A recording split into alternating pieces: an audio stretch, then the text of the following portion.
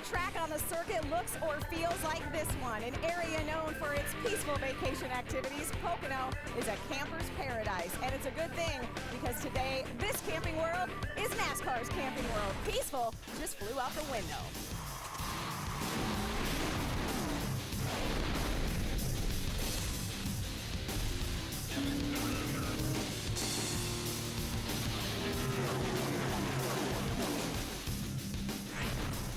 Pocono is shaped like a triangle, but we have some triangles of our own. The top three in points are fighting for a championship. But another group of three Cup regulars are in the field today, hoping to put the inaugural Pocono Truck Trophy on their mantle instead. Long Pond, a town tucked into the hills and mountains of northeast PA, is a retreat for some, a honeymoon destination for others, but you will not find any loving glances or relaxation here. This race is an all-out sprint. The setup, presented by Polaris, is in the blocks and ready to go. Hello everyone, I'm Krista Voda and welcome for the very first time to Pocono. What you are about to see is fresh, it's raw, it's unpredictable because it's never happened before. Something else that has never happened before, the way these guys qualified, multiple trucks on the track for the very first time. Elliott Sadler handled it best, he is on the pole. And we actually had to wait till the very end to find out who would be on the pole. Sadler went out last because his truck was fastest in practice, and he bumped Casey Kane from the top spot. This track is big and wide, 2.5 miles long. In fact, last week's track, we would need 3.6 of those to cover this distance. That was ORP, small but mighty. Here's a look back. Nestled less than 10 miles from the most storied racetrack in the world sits one of racing's true hidden gems, O'Reilly Raceway Park. Race 12 marked the season's midpoint for the Camping World Truck Series. And for those in the title hunt, it was make it or break it time. 2 by 2 by 2, the field out of turn 4. We're going short track racing from ORP. Great jump by Timothy Peters. He does take advantage of that high line. Almirola having a tough time keeping his truck on the bottom of the racetrack. You gotta be watching what the hell we're doing out there. I can't see them blowers. Eric made a couple pit stops, so he started from the very back of the pack. He's going to try to work his way underneath. And as a short track standard, trouble always looms around the corner. Big crash in turn 1. 87 blew a right front tire or a motor. Behind the wall goes the 7 of Justin Lofton. Caution's out, turn 2. Mario Gonsolin involved in this, as well as Narain Karthikeyan. It's Eric Almirola is also involved in it. Hard right side contact, left side not as bad. Eric Almirola, of course, the man who's second in championship points, so an especially disappointing turn of events for him. Get it up on forward stand so we can fix it to load it. What's the problem with the truck? We have no idea. I mean, this place is as wide as they come for short tracks. Pick a lane. When the dust settled, it came down to a battle between the superstar and the defending champ looking for his first win of the year. There's no stealth riding about that 33 truck. He took over second. Hornaday going for the win and the lead. Slide job by Ron Hornaday. Still there, clear. On Hornaday like a rocket ship off the end of the backstretch. You get that 33 truck on a roll, he can get this championship, no doubt. Got no pressure from behind, no pressure. The winningest driver in series history, Ron Hornaday, wins again. Thanks for sticking with me, man. Good truck, good truck. Awesome job, Horn. Way to go, bub. Some incredible battles taking place throughout the top 10 in points. Mike Skinner is breathing down Matt Crafton's neck. Crafton's only 1 point behind Austin Dillon. Timothy Peters and Ron Hornaday locked in fourth. Hornaday able to move up in the standings after that win. But for now, Todd Bodine is the front runner. But there are some guys in the race today who are hoping to bust up the party. Isn't that right, Adam? Elliott Sadler would be one of those, Christy. He's been impressive here all weekend. First career Truck Series pole earlier today. So how do you back it up in the race? Well, we got to try to go for the win, and it's been a fun couple of days so far. I have so much fun driving this truck for KHI and Kevin and Delana, and got a good group of guys. And today we brought on GT Vodka with Greg Sachs and his guys, and first time they sponsored a truck, and we were able to put them on the pole. And it's like a 50-lap sprint, so it's going to be racing pretty hard from green to checkered, and I think the race fans will definitely enjoy it. How does the fact that it's a 50-lap race change your mentality as a driver? Well, you're really only going to get maybe one pit stop probably to adjust your truck, so you got to make a really good decision between you and your crew chief and make sure y'all hit it, because it's not like a cup race where you have 7 or 8 different chances to hit it and make it good to the end. So hopefully you start the race good, which we've been very consistent on long runs, and hopefully make the right adjustment that we need to pit stop. But it's going to be a tough race. You know, Denny Hamlin's so good at this racetrack, and so is my Cup teammate Casey Kane, and of course Todd Bodine and the rest of the guys running for the points. So should be a fun race for the guys. A lot of drafting going on in practice, so should be interesting. 2 straight Truck Series wins for KHI. Elliott Sadler trying to get him the hat trick today. Ray? And Adam, it's also 2 straight wins for Casey Kane when he competes in Camping World Trucks. How do you keep a perfect record today? How tough will it be at Pocono? It'll be tough. The only way to keep it's to win, so we know that. But Kyle Busch has a really good team here. I'm happy to drive it and looking forward to it. It's pretty neat to be back in a truck, be in the series, and we qualified well, so hopefully we can run good throughout the race. It's a good group of guys, so I think we have a good shot. All right, short race today. Keep an eye on that 18. He's likely to be right there at the front. Krista? Yeah, Ray, and there's just a lot of hype in the air right now, having these guys in the field. We heard Casey Kane, Elliott Sadler, Denny Hamlin in the mix as well. You know, Sadler's teammate Hornaday finally got that monkey off his back last week, but the Big 8 just sort of moved over to Eric Almirola's truck. Almirola has been struggling ever since a win back in middle June.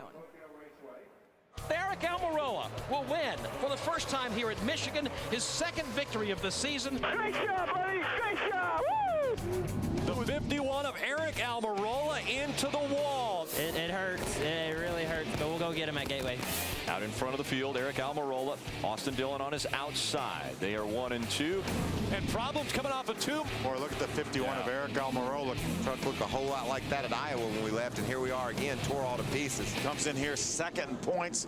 This is going to be devastating.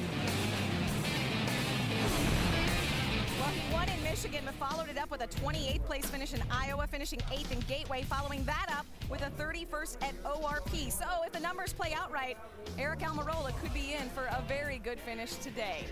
No doubt Eric Almirola will be a contender here at Pocono. Again, the trucks have never raced at this track, and that's bringing in all the star power. We heard from Elliott Sadler, Casey Kane. As we mentioned, Denny Hamlin also in this field. Hamlin is a 4-time Pocono winner, so keep a lookout for him as well. Still to come, we hit the links for a good cause right here in the Pocono area. The swings aren't always pretty, but the backdrop is. And we sit down with driver, spotter, and boss, Hornaday Corelli and Delana Harvick, to get their take on why it took so long to find victory lane. Don't go away. More of the setup for the first time in Pocono still to come. The hardest working, smoothest riding off-road vehicles, now at your local dealer. And brought to you in part by Camping World. Visit Camping RV Sales for the best value on fifth-wheel trailers, starting at only $249 a month. Green flag back in the air. Todd Bodine takes the lead away from the 33 of Hornaday. The 30 of Todd Bodine wins 6 times in Texas. You guys are the baby. How about it? Todd Bodine in victory lane. He is Mr. Texas. Mr. Texas, but can he be Mr. Pocono? An absolutely gorgeous day to be here at the racetrack, but if you can't be in the Poconos, you're in the second best place watching it with us here on Speed. Well, in a few weeks, this area will actually celebrate Garlic Festival. Not sure how they feel about an onion, but they may be warming up to the idea, and our onion, Todd Bodine, because he recently on Thursday held his first annual golf tournament here in this area, appropriately named the Onion Slice.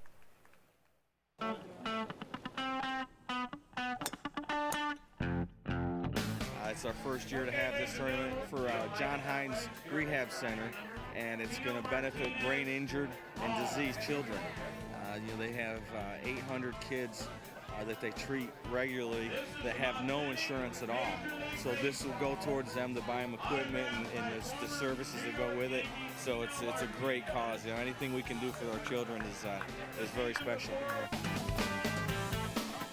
Janet had to put this whole thing together, and she's done such a great job. This is really cool to see the amount of people, the support they've got up here in the Poconos. It's a lot of fun to get away and come out here and have awesome weather and play a little golf. Get to take Stockman out here and get away from the track. It's a lot of fun.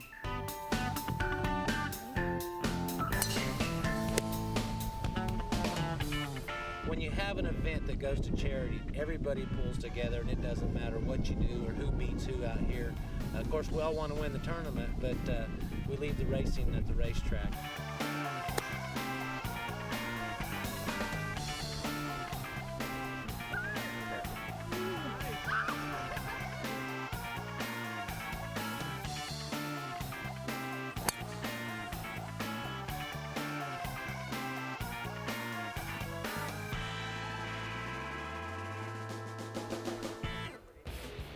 And it was a smashing success. 208 golfers participated. Wow, Mike Skinner and Stacy Compton actually took bragging rights, but the kids were the real winners. Over $68,000 was raised. For more information, log on to www.aliveservices.org.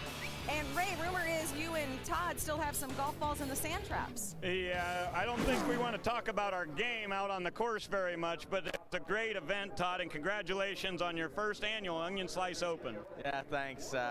It was a huge success. Raised a lot of money for a great cause. John Hines Center and the pediatric unit for brain diseased and injured children. They got 800 kids on staff that they treat that have no insurance, so this will go a long ways to help them. But you know, I can't take any of the credit. My wife Janet did the whole thing. She did 99% of it on her own and did a fantastic job. Are you going to golf, or are you going to drive, or what are you going to do? You're going to drive it to the front today? Well, I'm going to try to drive it to the front. I mean, we're close. We're six, so we've got a good truck. You know, we elected to not run the second practice, and that probably hurt us qualifying a little bit. We didn't know exactly how far to go, tightening it up to qualify, and it was still a little too free. So we got a good Tundra, and then, you know, we'll stick around and then give him something at the end. He's good with his driver. I'm not very good with my 3-wood, though, Adam. How about yours? Average, maybe club number 3 in my bag. We're with Austin Dillon, who's been on a roll of late. 3 or 5 consecutive top 10 finishes. Another great qualifying run here today. But I want to talk about experience. How did the tire test you did here, how can that help you today?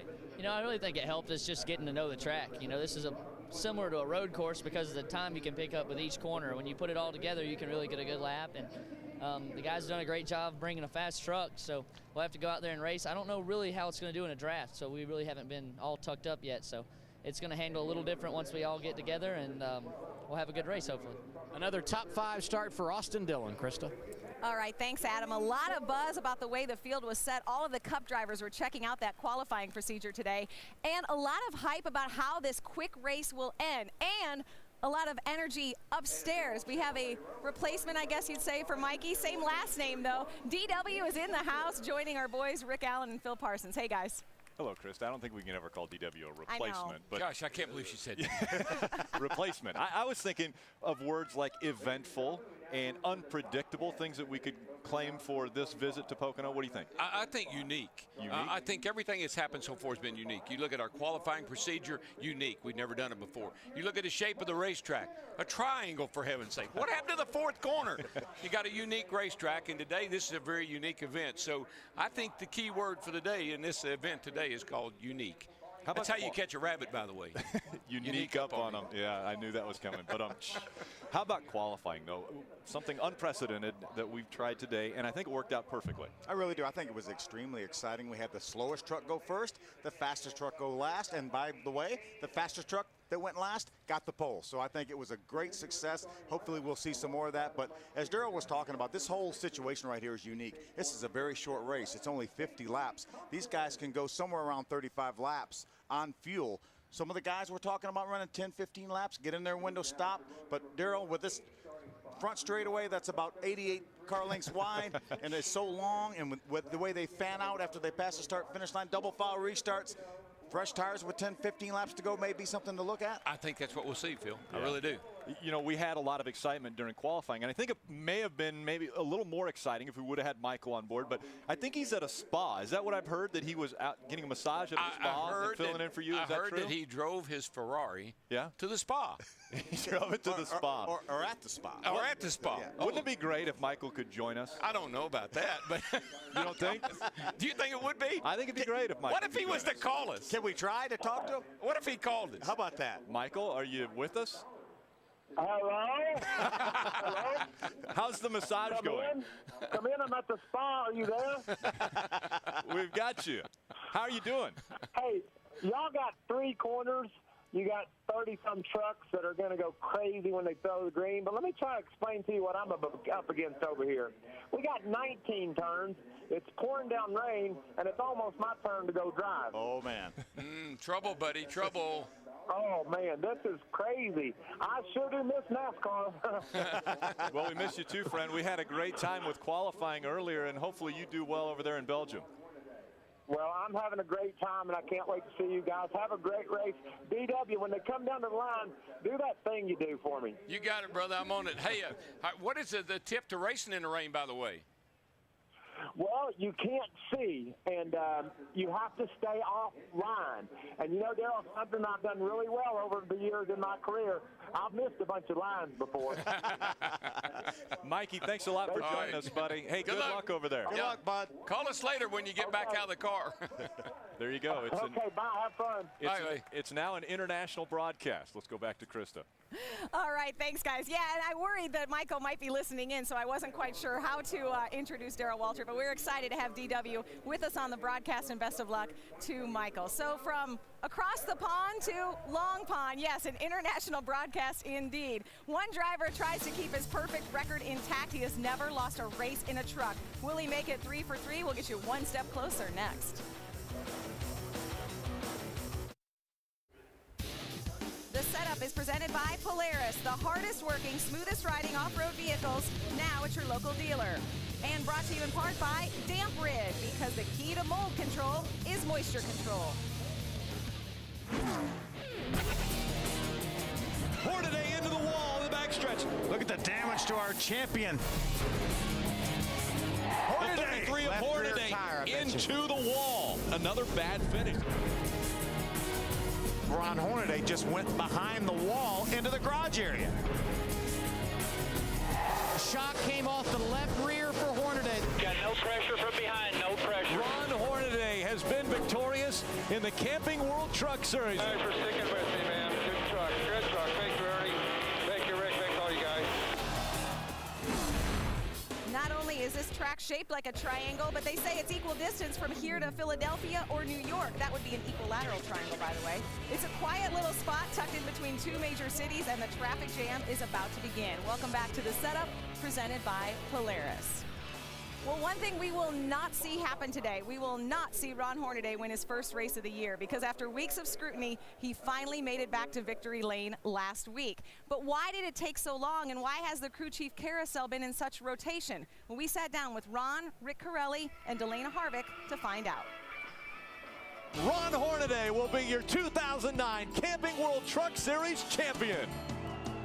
Our expectations were set high. They're obviously to come and try and repeat what we did from last year, but we knew going into it we were going to have some obstacles we had to overcome. We lost our crew chief and we lost our truck chief, so I think you go into it knowing that your team is capable, but you have to have a leader of that team. To replace Rick Wren and replace Danny Stockton, and that's a big goal. I think the biggest thing that we miss, and I'll just be honest with you, is a leader on the floor like a truck chief. I think you have the same people on the thing, but Danny always barked out and told everybody what to do. We haven't had that leader this year. You don't lose your top two level, people on a team and not expect to struggle a little bit. I mean, if I said that we didn't expect that, I'd be lying to you, because we did. You never have 2 years of the same, so you got to take the good with the bad, but the guys from last year to this year never got their heads down. You don't come from winning a championship to not being able to win races. I mean, that just doesn't happen. We knew fundamentally the basis was set for a solid team.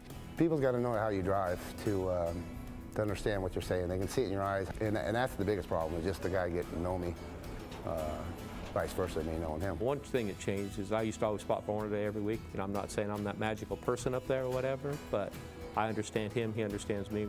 We threw so much at him this year with the crew chief changes, with the car chief changes, that me not spotting up there again.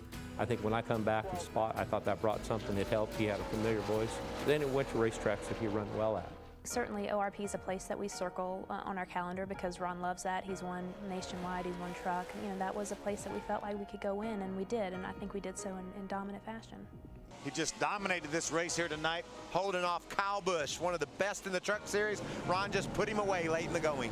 If you beat Kyle Busch or you beat Kevin Harvick, you're beating the best out there right now in what you're doing, and he literally ran away from the 18 truck that has Rick Wren as a crew chief, and I think we, as a team, as a group, went there and made a statement that doing everything right, you can get back to where you need to get. I think Ron was a little down on himself. I think the team was frustrated. But for them to go out, win the way they did, I think they know they can do it. We got a chance for the championship. In '98, with Dale Earnhardt, I think we went through 5 or 6 crew chiefs that year and still won a championship. And a couple years ago when Ron won the championship, he was, I think he said 270 points behind Skinner at that time. So, we're down, absolutely, but we're not out. A lot of racing left, so don't count us out yet. The team is virtually the same. Ron Hornaday is still the same. He's still the guy that's won 4 championships. And at the end of the day, if I had to put my money on anybody, I'm going to put it on Ron Hornaday.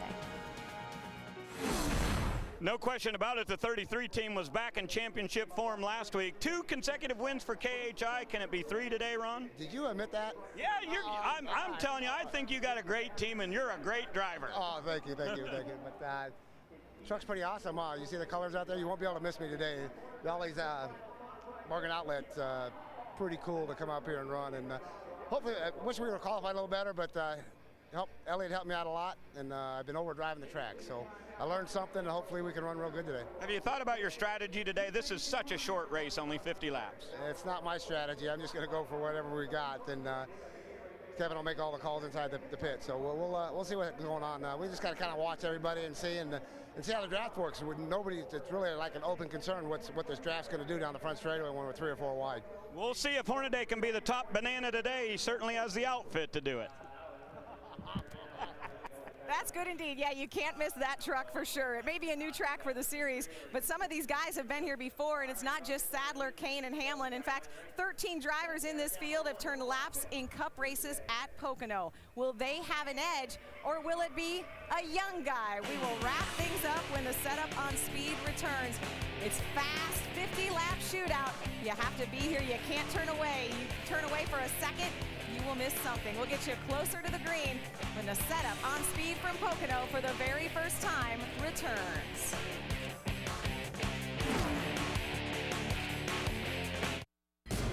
Hidden in the mountains that stretch across northeastern Pennsylvania lies a tricky triangle with 3 turns that leave even the greatest troubled.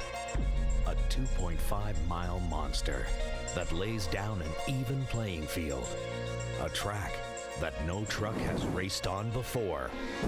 The stars of the Camping World Truck Series face a new challenge, looking to become the first to conquer Pocono Raceway.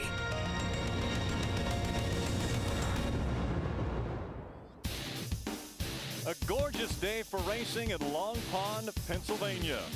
Welcome to the NASCAR Camping World Truck Series Pocono Mountains 125 on speed.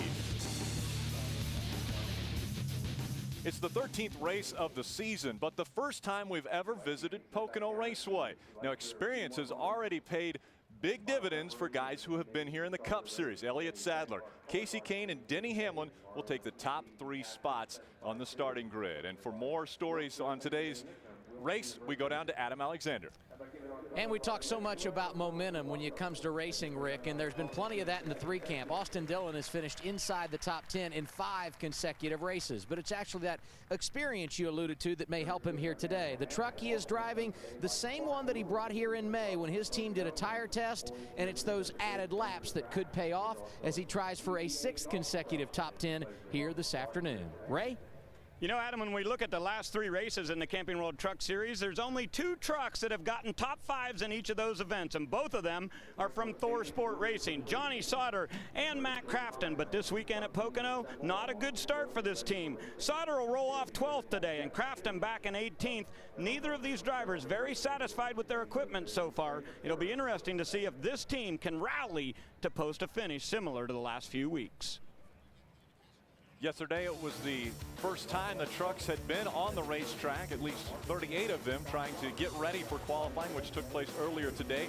Our point standings through 12 races. Todd Bodine with a 177-point lead over Eric Almirola, and everyone's looking at Ron Hornaday, wondering if he can make it 5 championships in the Camping World Truck Series and be the first driver to ever do a repeat or back-to-back championship in this series. Well, Ron Hornaday's got his work cut out for him because he's going to have to get by that guy. Elliott Sadler has the pole for the first ever race here at Pocono. Let's keep things going. We go down trackside for today's invocation.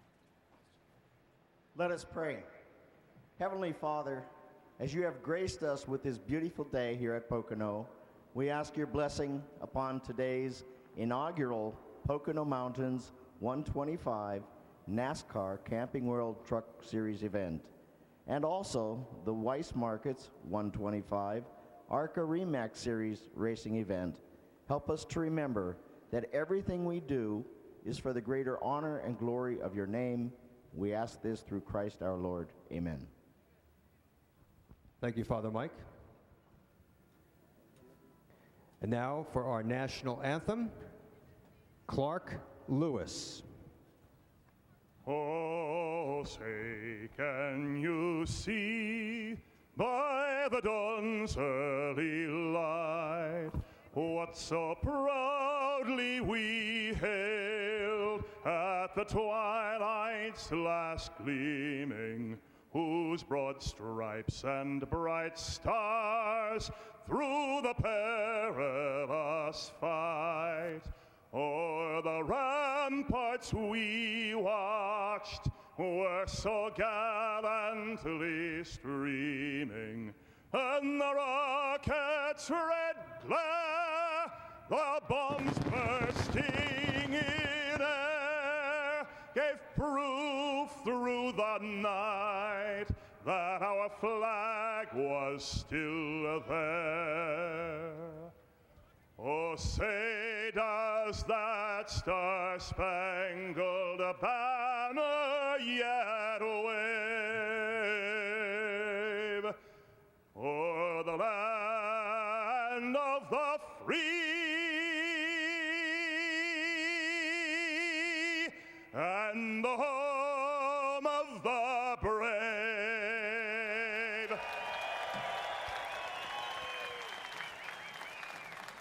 Thank you very much, Clark Lewis. Wonderfully done as always.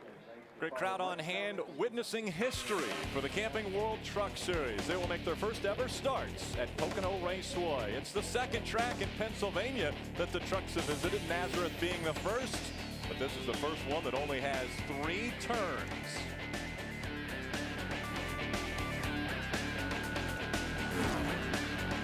Speed is brought to you by Camping World. Visit Camping World RV Sales for the best value on fifth-wheel trailers, starting at only $249 a month. By Toyota. And by Verizon, the network with the most 3G coverage. And welcome back to Long Pond, Pennsylvania. Let's go back trackside to Chris Devoto for our Polaris resetup. Thanks, Rick. New qualifying procedure baptized today. Multiple trucks on the track at the same time. It was fantastic. Elliott Sadler and Casey Kane are on the front row, but at one time throughout the day, there were 14 different pole sitters.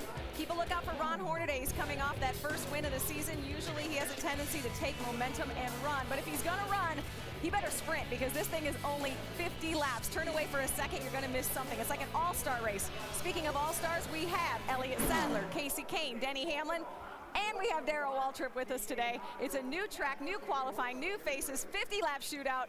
Welcome to the Truck Series, Pocono. You said all-stars, and I was really expecting you to say all of our names, but you stopped at y'all are given. Darrell Waltrip. Y'all are here every week.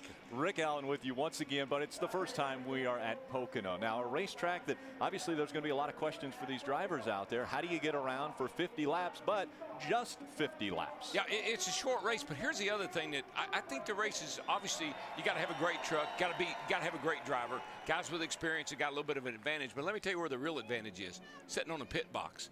You run this race a little bit like a road course. You got to rely on the spotter. If the spotter sees trouble on the racetrack and he thinks there's going to be a caution, pit. You want to get in the pits, get your work done, and get back out. So if the caution does come out, it's like a road course. You'll end up at the front of the field when they get ready to go back to green. So different strategies.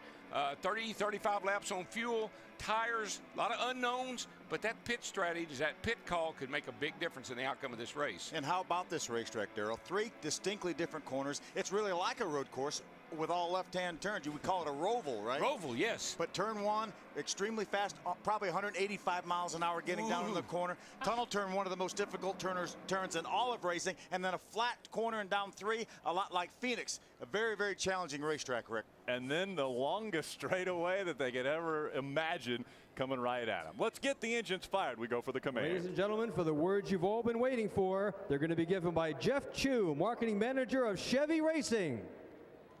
Drivers of the inaugural Pocono Mountains 125, start your engines! Fired. All right, 1, 2. Drivers are all strapped in. They're ready to go. Somebody just apologized to Moose in their truck. We'll find out more about that. Stay with us.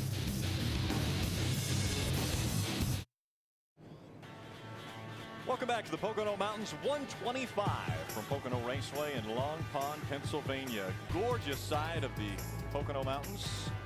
76 degrees, partly cloudy. That's just kind of moved in here as of late. It's been a sunny day up until now, so a little bit of cloud cover over the top of this racetrack. And let's take a look at our ZMAX track description.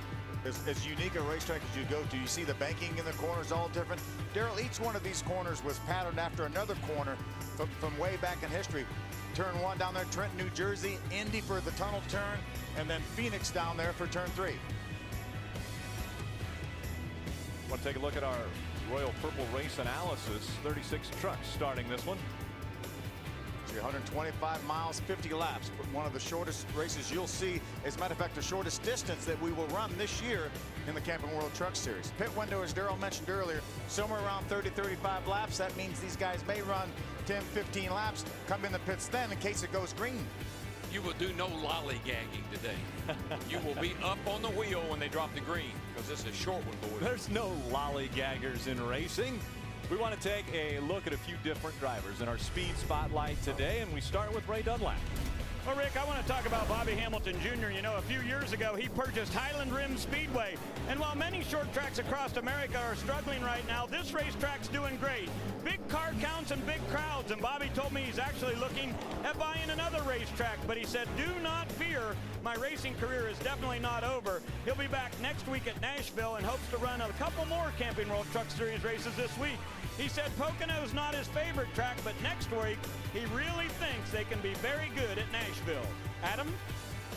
Ray, if you're a fan of the Camping World Truck Series, you have definitely heard the name Chad McCumbee. Now, Chad has been away for a while, but he picked a good weekend to return to the trucks, driving the 28 truck today at a track where he's had great success in the ARCA Racing Series. 4 times he has been here, recording a win in 2007.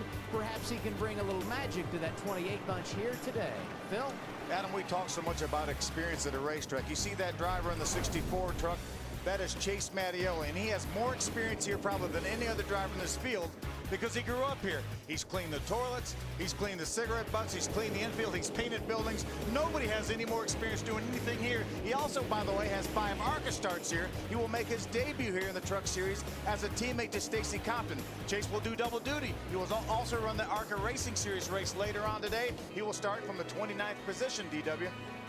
My man Carl Long, starting in the 21st position in truck number 95, my first number in Cup. You know, Carl he is a hardest working guy in racing. He'll do anything. You talk about Chase working here at the track. This dude will drive the truck. He'll drive the truck and bring the thing to the track. He'll work on it. He'll help fit it. But really what he wants to be is a driver. And he's been a darn good one, Phil. He's got 23 Cup starts, 16 nationwide starts, and today will be his 13th start in the Truck Series. He's won track championships. He's won races. He was Rookie of the Year at Orange County in the NASCAR Weekly Racing Series. That's the good news. The bad news is, in 2009, we know what happened. 17 thousandths of a cubic inch cost him $200,000. And that's a really big number. You used the word earlier, unique. We're going to have a unique perspective of this racetrack today. We ride along with Johnny Sauter in that number 13 truck. He'll start 12th today.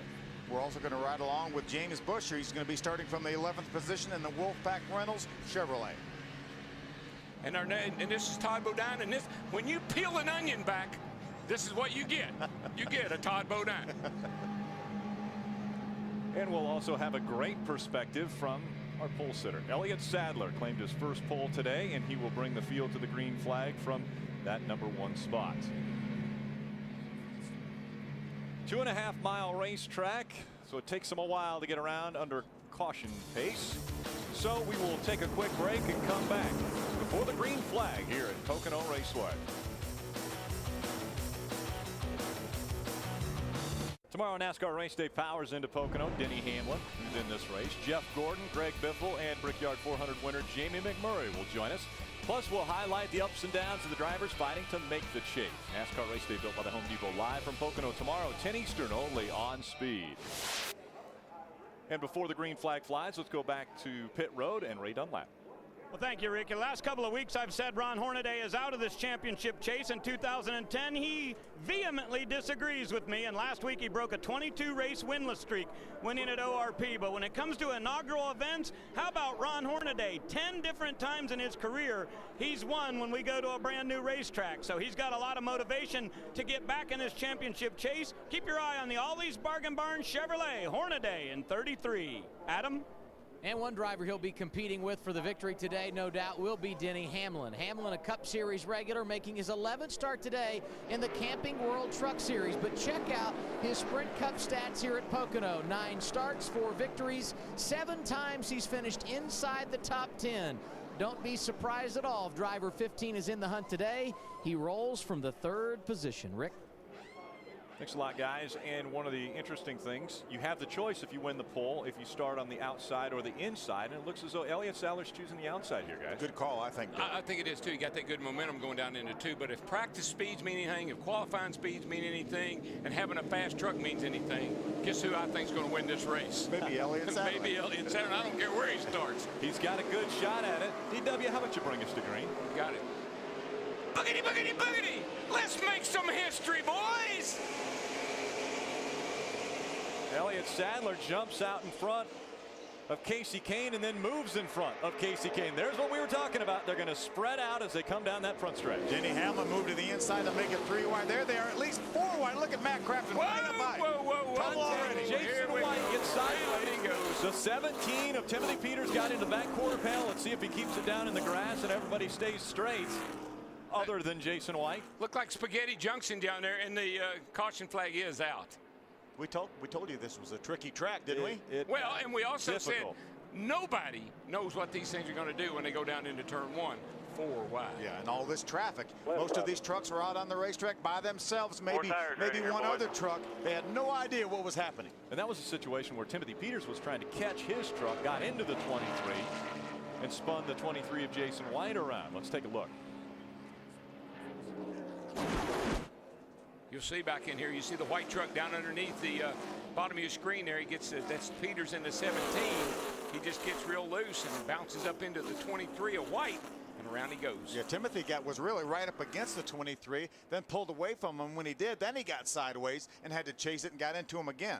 Did a nice job. Everybody did right here. All that smoke, you can't see a thing. But fortunately, we were just coming up to speed, so the guys were able to hang on to their trucks pretty good. There's another view here. You see him get a little bit loose, catch it, makes contact with the left rear quarter panel, that Gunbroker Dodge.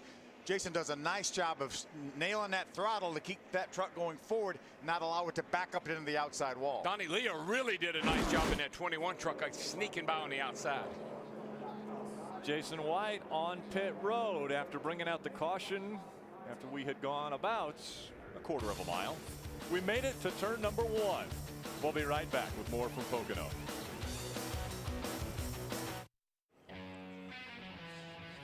Welcome back to the Pocono Mountains 125 from Pocono Raceway. We love race fans as well.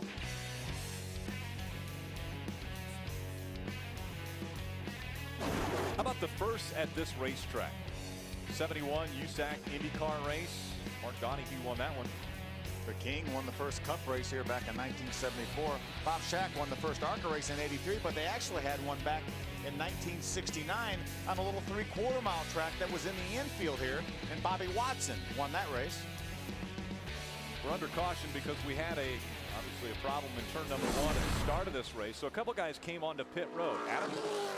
And Jason White actually pitted twice. You see Timothy Peters on track. He came down checking the right front fender to see if there was any damage. Nothing major. They also topped off the fuel tank at lap 2. And also, as we said, Jason White came in. They changed 4 tires, checked the splitter. All was good there. And he came back down at lap 2 and also topped off. Ray? Adam, I was wondering if the trucks would fan out the way the Cup cars do when they come down that front straightaway. They certainly do. And Matt Crafton used it to his advantage to pick up 6 spots on the restart. There goes the fan out. We're back to green. Got to be careful on that fan out, though. You don't want to pass anybody till you get to start-finish line. Denny Hamlin up from the inside. Now it's dead even. Maybe having a little bit of advantage over Elliott Sadler. Elliott Sadler led the first lap at Pocono for the Camping World Truck Series, and now watch that two-truck up on holding Denny Hamlin off, but very close. Denny got a little bit loose down there in those bumps, Daryl, in the bottom. That allowed Elliott Sadler to drive back around the outside. That, too, is just hooked up so well. I think he can run anywhere on the racetrack. So it's the two of Elliott Sadler out in front, Denny Hamlin running second, Casey Kane is third. Little bobble there for Eric Almirola. He cheats up to the wall as the 33 of Hornaday goes by. How about Hornaday on the outside in the tunnel turn to make the pass? Maybe he doesn't realize that you're not supposed to do that here. What you don't know, you don't know. What you don't know doesn't hurt you. Right. Yet. He's only got 2 Cup starts here, so those have been a while back. Across the stripe, it's still Elliott Sadler. He was so good in practice yesterday. He backed it up in qualifying earlier today. Boy, that 88 truck really made a nice move down this front straightaway. Trying to pick up a couple of spots here, but he's stuck on that bottom, and that's pretty hard to deal with the bumps down there. Watch that truck go up and down. Bouncing all over the place. Down Long Pond straightaway. Look at the trees right off of the side. They come at you so fast. There's James Busher. James has some experience here, I think, in an ARCA Racing Series car. Boy, they stay in the gas a long time. Phil, did you hear that? It was, almost all the way into the corner before he lifted. You try that in a Cup car, and you'll be over in the trees. Ricky Carmichael looking to the inside of that 31 of James Busher. A battle for second. Here comes Casey Kane once again. I believe that's the guy that's going to have that Elliott's going to have to deal with. Obviously, 18 and Casey Kane, Rick Wren, that whole crowd. They'll be up there putting some pressure on Elliott before this thing gets too far along. Casey Kane has never lost when he started a truck race. Pretty good record. He's very good. He started 2 races and won both of them. Hornaday working by that 30 of Todd Bodine. Double A, what's happening down on pit road? I've got a question for our drivers upstairs as Todd Bodine makes the move to the inside of Ron Hornaday. When Casey Kane went to the inside of Denny Hamlin down in turn 1, I heard his spotters say, can't tell. How difficult is it for a spotter at a massive racetrack like this? Yeah, I mean, at best you're looking through binoculars, and that's pretty defined area you're looking at. So, yeah, the spotter's got his work cut out for him here. This is a huge facility, spread out all over the place. Really hard to see over there. And this truck straightaway is straight. You know, some of the other bigger racetracks like Daytona, Talladega have a tri-oval, so they actually go away from you. Here, you're trying to look down there and trying to judge whether somebody has the other driver cleared, and it's really, really difficult to do. Look how long that straightaway is, and the trucks have now spread out into a single file line around here. How about the 13 of Johnny Sauter? Now, he missed the drivers meeting, which was held earlier this morning, and so that means he was relegated to the back of the field when he started. He's made his way up into the 18th position right now. He went down in turn number 1 and ran through the bumps, and his truck bounced up a little bit. That allowed Chris Fontaine, the 84, to get underneath him. Now Timothy Peters, the 17, is trying to get by and does get by the 84 Chris Fontaine. Yeah, 17's been on pit road, and he's coming back up through the field. Looks like that truck's no damage to it in that initial contact down in turn 1. I think the unknown, so many unknowns about when you haven't raced somewhere. You're not sure what to set a guy up to make a pass. You're not sure what your truck's going to do when you do get along beside of someone. Am I going to be able to stick? Am I going to hit a bump and it's going to bounce me into him? There's just so many things you're going to have to go through these first maybe 10, 15 laps to figure out how your truck's going to react in race conditions on this track. Ron Hornaday just in front of Eric Almirola in the 51. Hornaday moves down to the inside of the track, trying not to give a draft here at the racetrack. That's getting a little edgy right there. Ron wants to be careful. He's going to put a crossover move on Eric right here. He's going to try to anyway, but looks like the 51 truck's a little wee bit better. Almirola seems as though he's got his hands full in that 51 today. We had that 33 right up behind him. They're taking a little bit of air off that rear spoiler. He was a little bit free. It looked like coming up off that tunnel turn. Mike Skinner running a little bit lower in turn number 3. And once again, coming down the long front straightaway, using the draft here at Pocono. The first visit, Elliott Sadler would love to see his name as the first winner in the Camping World Truck Series at Pocono Raceway. We slowed for the first lap, but ever since then, it's been full throttle. Non-stop action with an all-new Stealth Rider and the new original Intersections. The action begins Wednesday night at 8 Eastern, only on Speed. Phil, I believe it. I think right now the unknown to me, the question to me is the 2 running as hard as he can go? Is he just keeping Casey Kane in the 18 at bay? But that's going to be the race. When it all comes down to it, those are the 2 guys I think you're going to have to keep an eye on. Yeah, the last 3 laps, Darrell, Casey Kane has been quicker than Elliott Sadler. Now we can see he's pulled right up to his tailgate here, using that draft to pull up to that 2 truck. The big question will be, can he pass him?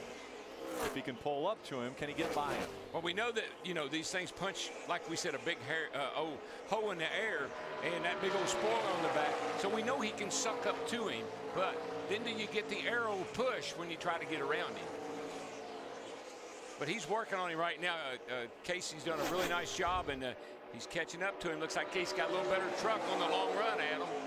Darrell, you just hit the nail on the head. He said, I'm loose in turn 1, did Casey Kane, but when I get to the 2, I tighten up. It's that arrow push you just referred to. Mike Skinner getting around the 7 of Justin Lofton. And a lot of that is created by this setup that they run it.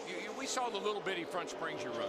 The thing is setting down on bump stops. So when air starts to come off the other truck in front of you, there's really nothing to keep it from lifting the front of the truck up. Everything is meant to hold the front of the truck down, so when you start getting air from the other truck, turbulence wants to lift the front of the truck up, and that's when you push.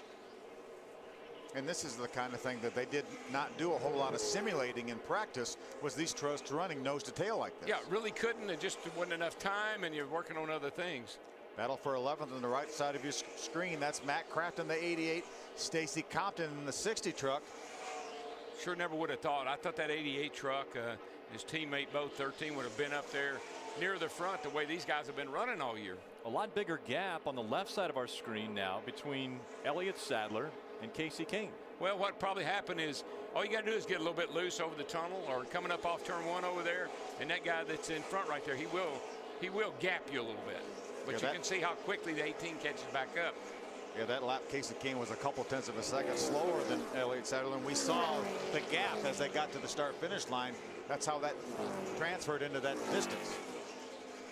A big, long racetrack, 2.5 miles all the way around. Let's take a little time and go through our top 10. We start with Adam Alexander. 13 laps into this race, and we're right back where we started, Rick. The man who has been fast all weekend continues to pace the field. Of course, we're talking about pole sitter Elliott Sadler trying to get Kevin Harvick Incorporated their 3rd consecutive win this weekend, and he's been very quiet on the radio, an indication of how good his race truck is. Right behind him, we told you the situation for Casey Kane. A little tight when he gains ground on Elliott Sadler. Other than that, he's very happy with that 18 machine. Of course, Kane trying to stay undefeated today. 2 Truck Series starts in his career, both ended in victory lane. Ray?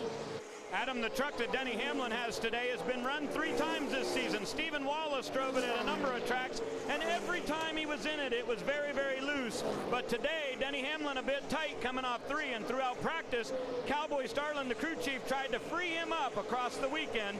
Let's hear about Todd Bodine. Todd Bodine finds himself inside the top 5. He is tight as he runs on the track. And if you look inside his race truck, above the door there is an apology to Moose. So who is Moose? He's the engine tuner. They ran over his foot, breaking a bone here this weekend. They sent him home. He's receiving treatment. We wish Moose get well wishes very soon. Ray? When you look at trucks on the track, Adam, the number 51 is the winningest truck in the history of the Camping World Truck Series. That's chassis number 11. It's gone to victory lane 12 different times, twice this season for Eric Almirola. And when they bring it to a certain racetrack, Eric always has confidence in that truck. He says he really likes the way it's rolling the tunnel turn, but still a bit tight off of turn number 3. They'll make an air pressure adjustment on the first stop. Adam? For Ron Hornaday, he's trying to ride a wave of momentum. That first victory of the year coming last week snapped a 22-race winless streak. Horn started 8th here this afternoon, finds himself riding in the 6th position. The only thing he said about his truck to this point, tight off the corner. And in the 3, right behind him, Austin Dillon. He also has been hot of late. The only thing Austin has said on the radio is, I'm getting beat off of turn 2. Expect an adjustment when they make their first pit stop. Ray?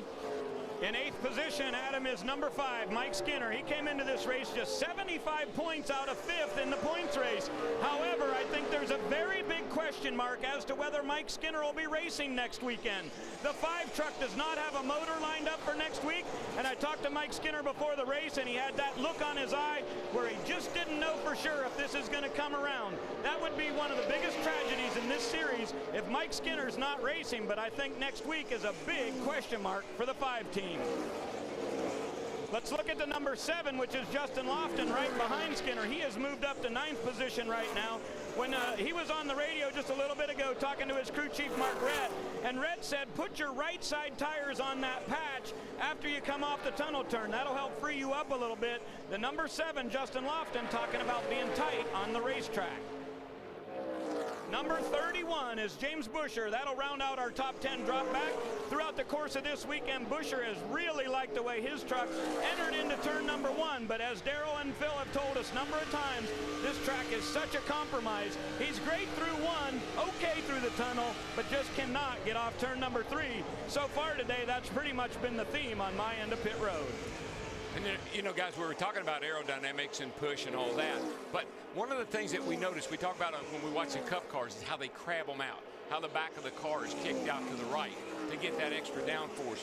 Well, if you notice this truck coming down into the corner, as you look down the side of the 5 truck of Mike Skinner, you see that right rear corner kicked out, and you can see the spoiler.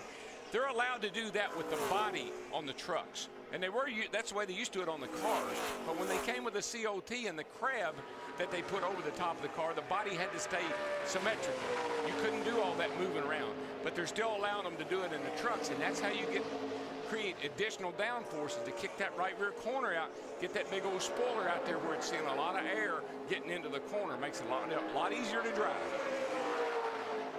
See, Justin Lofton's finishes the last 3 races, nothing but bad luck for this team. Had that great 3rd place finish at Dover and has run extremely well. He's had a couple engine failures, ran out of fuel one time, which was due to an ignition problem to keep him from getting the good finishes he deserved. Casey Kane now has run up to the back of that 2 of Elliott Sadler. Yeah, looks like he can catch him. We've seen that a couple of times already. That the thing is going to be, and man, Elliott's already playing like it's the last lap. He must be practicing. Elliott looks like a dog that somebody's climbed onto his tail and is trying to get him off, but Elliott moving all over the racetrack, and Casey Kane following everywhere he goes. You see right there how Elliott gets through the tunnel turn so much better than Casey does in the 18. That's where he really gaps him. We've already completed 18 laps now, so if the caution were to come out now, these guys would be in their window to make it the rest of the way. Will anybody try to gamble and stop on the green to get that track position if the caution comes out, Daryl? I don't think so, Phil. I think this is such a short race, it may not be worth it. Elliott Sadler out in front of Casey Kane. We've completed 18 to the 50 laps, and it's been all Elliott Sadler up to now. Be the biggest racing fan you can be with Verizon Championship Racing at the track and on your phone. From nationwide and IndyCar driver meet and greets to exclusive peaks and VCAS phone, where your hard card to chart to racing nirvana. Only from the network with the most 3G coverage, Verizon. I feel that tunnel turn is really working good for the 2 truck of Elliott Sadler. Look what a gap he puts on Casey Kane in the 18 when they go across the tunnel turn. That whole entire gap right there came from that tunnel turn. Turn. It looked like Elliott was 5 miles an hour faster through that turn. Adam Alexander, what's the 2 team talking about? Well, Daryl and Phil both agree that the 2 truck is better in the tunnel turn than Casey Kane, and that's the difference, as you see Butch Hilton, his crew chief, left of your screen. So, Daryl and Phil, what do you think the driver's complaining about right now?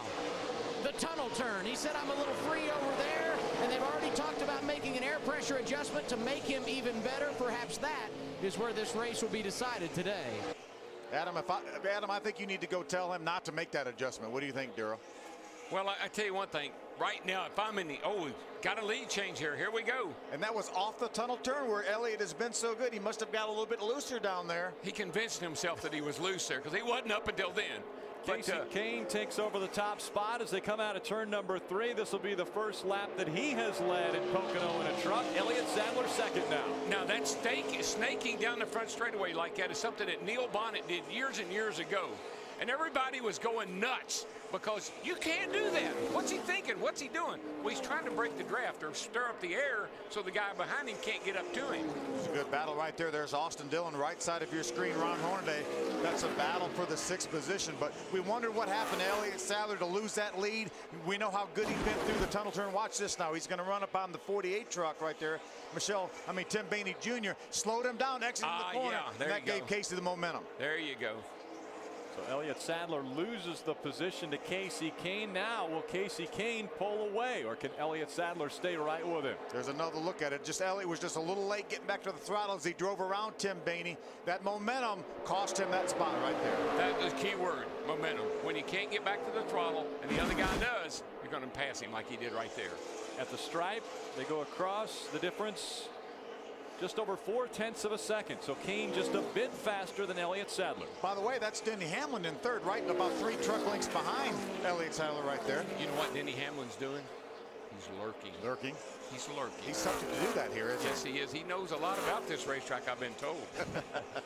Denny Hamlin with quite a bit of success here. He has 4 wins in the Cup Series. He could just be back there singing a Sunshine song right now. Just watch it. Adam Alexander. Rick, prior to that last commercial break, we heard Phil talking about strategies that will play out and when will these drivers come to pit road. We just heard Eric Phillips, crew chief or leader Casey Kane, say 10 laps we will be pitting. So that would put him in somewhere just past lap 30. We'll have to wait and see what everyone else is thinking in that regard. And then now, I mean, this is the longest that anybody's been on the racetrack under green conditions like this. So tires and all those things that we were wondering about are starting to play out. Who's got the best truck on the long run? Great battle for 6th and 7th on the left of your screen. Hornaday on the outside, Austin Dillon on the inside. I think the other big question we've got to think about is this is a long way around this racetrack. Could you run out of fuel if you don't know exactly how far you can go? All I can tell you is you better not. Yeah, you won't make it back around. You can't make it back. Exactly, and is that a big enough? Would you gamble if you're Casey Kane if you're not quite sure how many laps you can go? The pit window is 30 to 35. You're going to pit early on your first stop, on this one stop, because of that very reason. If it was later in the race, you had been in the pits a couple of times and you could calculate your mileage, maybe you could take a chance, but not now. We're on lap 24. We're coming up on halfway. And we've heard somebody say, well, 10 laps. That would be 34 or 33 in that lane. I think they'll be in around 32. That seems like it would be a gamble. You got to take it. You can't take a chance right now. Ray Dunlap. Well, guys, for Denny Hamlin, he's going to go to lap 35. They don't want to take a chance on coming too early and then maybe getting that yellow. But the reason they were able to extend that just a little bit was that very first caution that we got. So they feel confident with those few caution laps that they can make it on my end down here to lap 35. Listen, Ray, coming in late is not – coming in early is the hot tip. And then if you get the caution, as we said in the opening, you're better in the off. catbird You're better seat. off.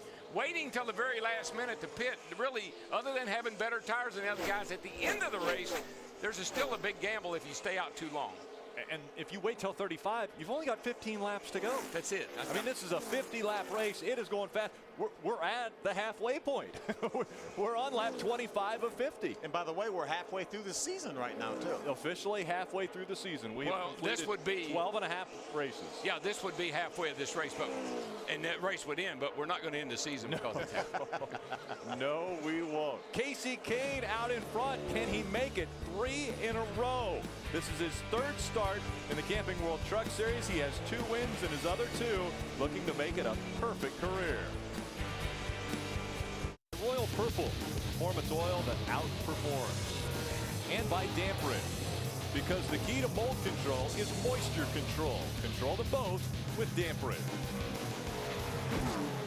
We're under our 2nd caution of the day, and this time it was Bobby Hamilton Jr. in the number 6 that brought this caution out. He got into the wall in turn number 3. Yep, and as they say, this changes everything. All the strategy now goes out the window. Yeah, now we're going to all come in at the same time. Everybody's going to get tires, and we'll go back to racing again.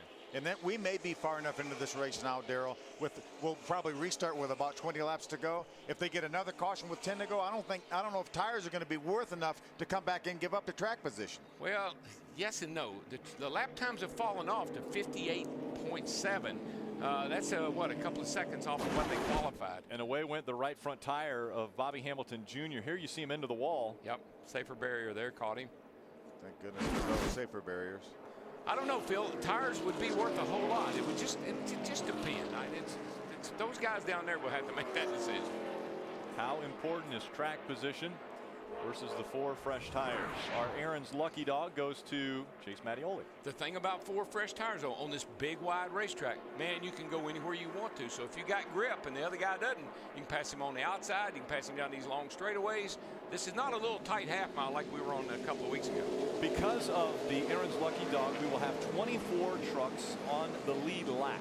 So we'll have 12 rows of trucks that are on the lead lap as the field makes their way onto pit road. Ray Dunlap. Denny Hamlin was complaining that he doesn't think he's going to be able to pass, so Cowboy Starlin says we're going to make some adjustments. Half a pound air pressure into the right rear and 2 rounds of wedge out of the left rear. They were going to go just with 1 round, but these are such soft springs now, it'll be a 2 rounds. Let's go to Adam. Middle of your screen, Elliott Sadler is in. Dominated the early portion of this race, but the handle not perfect. Despite that, he said, don't make any big changes. I don't want to give it away. Top of your screen, Casey Kane in the 18 truck.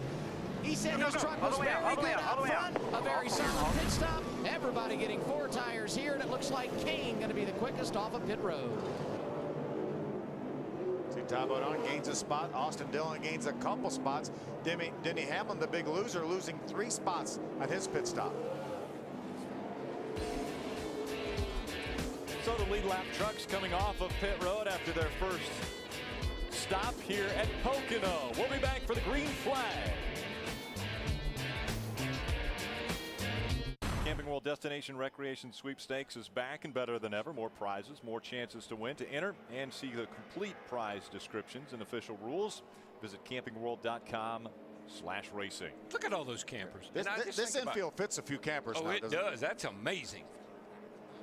A lot of campers probably visited Camping World. Happy campers. Happy campers. Watching the trucks make their way around Pocono Raceway. We'll be back for the green flag. 25, a sprint race for the Camping World Truck Series from Pocono Raceway. Field just going across the stripe, and they let them know one to go. Okay, let's see if we can talk to Elliott Sadler, our pole sitter. Hey, Elliott Sadler, Phil Parsons up in the speed booth. You got a copy? Yeah, sure do, Phil. How are you? Good, buddy. Looks like you got a great truck there. Looks like you had a little bit of trouble through the tunnel turn there with a lap truck, slowed your momentum. That allowed Casey to get by. Yeah, we got held up a little bit, but I'm very happy with this truck. Everybody here at KHI has given me a great GT Vodka truck, and you know, we knew Casey was going to be tough, and Denny and the rest of the guys, but we got us a little shootout here to the end. I think track position is very important, so see if we can go get them here on the start. How is it running these trucks here at this big racetrack, Elliott? Tell you what, you can really be aggressive with them. I mean, you can drive it hard, and especially through the tunnel turn. It's been a lot of fun. Proud to see all the fans that showed up here today at Pocono to come out and support us. So definitely a cool race. 50 laps. It's like a sprint race, like how we all grew up racing on Saturday night. So we'll see if we can go out here and get one. All right, Elliott. Now, you know Casey Kane is perfect, 2 for 2. You're looking for your first one in the truck series. Can you do something about Casey Kane making it 3 for 3? Yeah, I told him that I thought that was a pretty cool record, but if anybody had to break it, I hope I'm the one. All right, buddy. Good luck. All right, thanks, guys.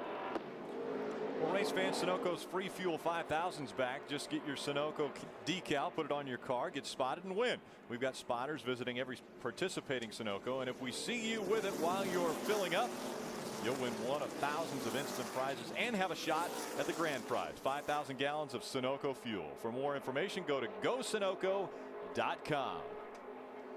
Well, we know what happened on the initial start when we all went off into turn 1. And the restart, they got a little crazy going into turn number 1. So can we try it one more time? I think that, you know, intensity is definitely going to pick up. Green flag back in the air. Casey Kane on the outside. And now here comes Elliott Sadler on the inside, battling back. They're side by side as they get to turn number 1. And there you go, boy. That's so typical Pocono right there. 2, 3, 4 wide, scrambling around. Everybody looking for space to race. Elliott's hanging tough on the bottom, trying to pull up even with Casey. He's not able to do it. Has to pull in behind him. Remember how good Elliott's been through the tunnel turn. We'll see if it works. I think that 18 truck, though, they saw what they had a target. It was a 2 truck. They saw how good he was. I'm sure they've made some pretty significant adjustments to the 18 to help him. How about the big move by Todd Bodine in the 30, already up to 3rd, and he looks like he's battling that 2 for that 2nd spot. Denny Hamlin pulls to the inside of Todd Bodine in that battle for the 3rd position. Denny restarted 6th, lost some spots on pit road, has already gained them back. Well, he's going to put a slide job on Todd. He didn't quite get in there. Really close for Denny Hamlin. He got so close that Todd Bodine decided, I'm going to go back by you on the outside. Yeah, well, he needed to get up in front of Todd right there, and when he didn't, you see it cost him a couple of spots. Making their way back through turn number 1. One thing about that 15, I noticed he can run the bottom pretty good in turn 1.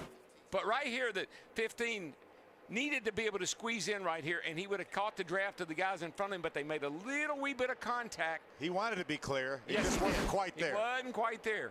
There's the distance between 1 and 2. Casey Kane in the 18, Elliott Sadler in the 2. And it appears, like so many times on these big speedways, clean air out front seems to be the big beneficiary.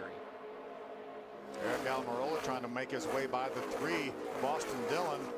Austin's following that 5 truck of Mike Skinner. Snaking them at Pocono. Casey Kane out in front, not trying to give the 2 of Elliott Sadler a draft at all, but they're all falling right behind him. Shake, shake, shake, steak and bake.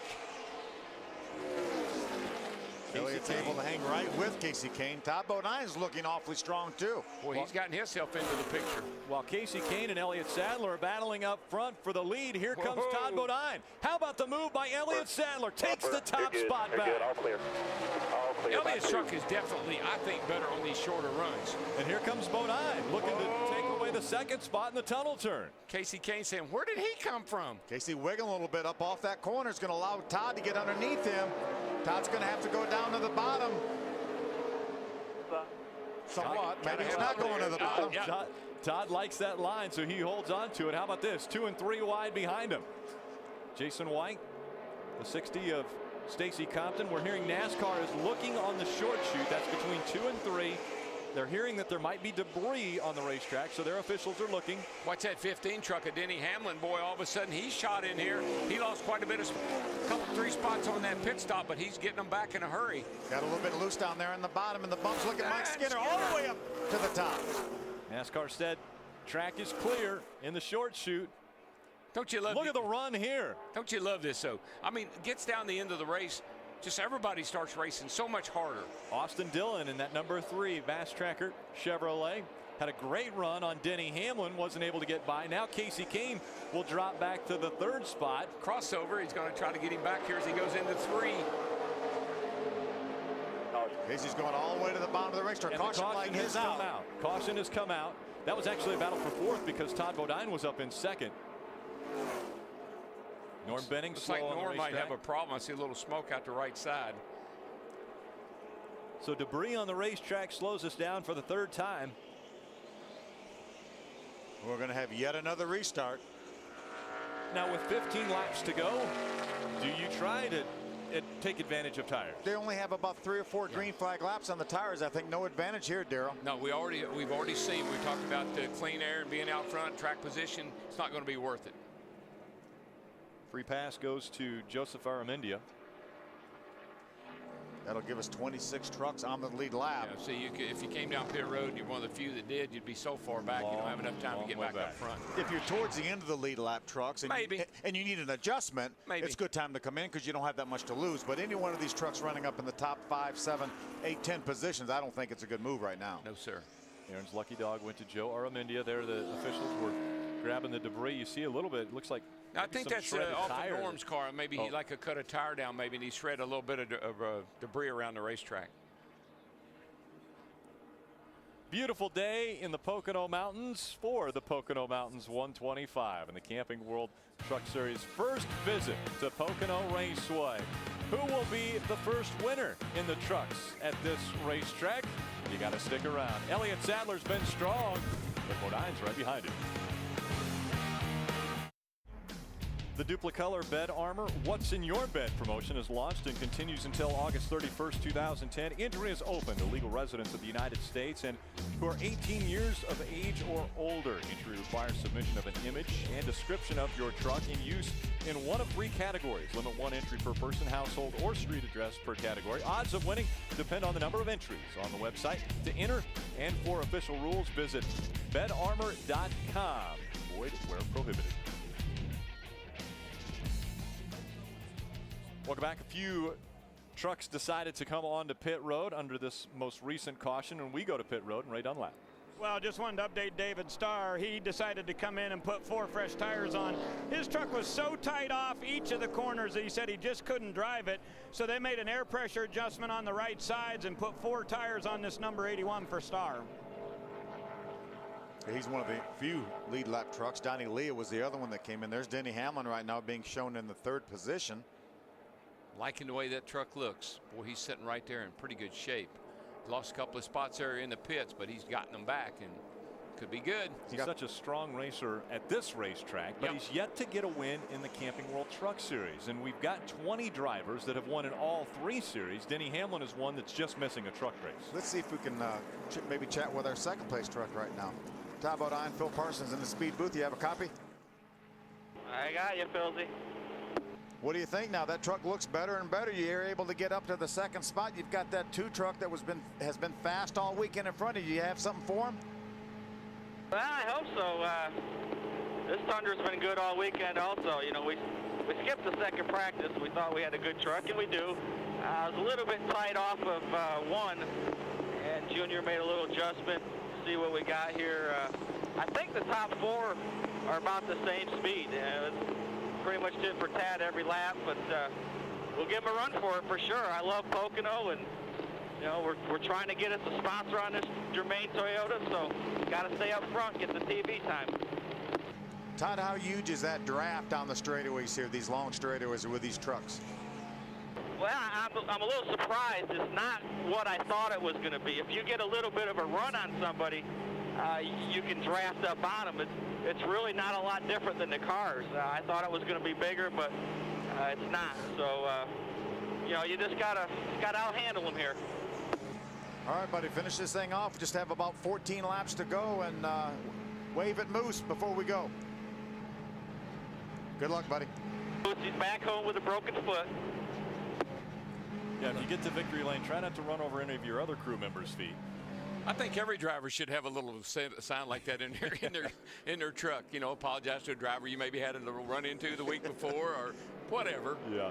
Well, this Thursday, speed is your action destination. First at 8, Tempers Flare on the all-new Pinks All Out from Maple Grove. Then at 10, on an all-new Battle of the Supercars presented by Michelin, the Corvette ZR1 challenges the Viper SRT1 for the ultimate American supercar. It all begins Thursday night at 8 Eastern on Speed.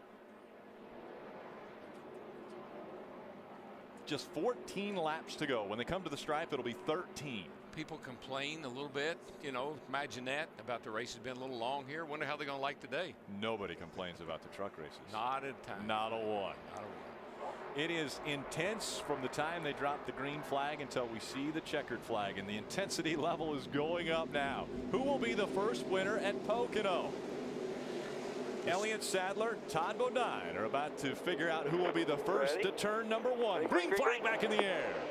Well, Todd's standing right there with Elliott pretty good on this restart. He's going to get a little help from behind there from Denny Hamlin, but also on the outside there, Casey Kane pushing it 2 truck down into turn 1. 30 has a bit of an advantage on the bottom. He's going to move up the racetrack. Will Denny make it 3 wide? Look at Todd Bodine go. He's out there and he's in the front. And, you know, being kind of a local guy, he lives up here from this area. Todd Bodine would love to be the first winner of the race here at Pocono. Todd Bodine not far from here in Chemung, New York, his hometown, but Todd Bodine out in front at Pocono. Now a battle for second. And here comes Hamlin, and he's going to get by the 2 truck. Denny Hamlin goes by Elliott Sadler. Sadler drops back to third. Fourth is Austin Dillon.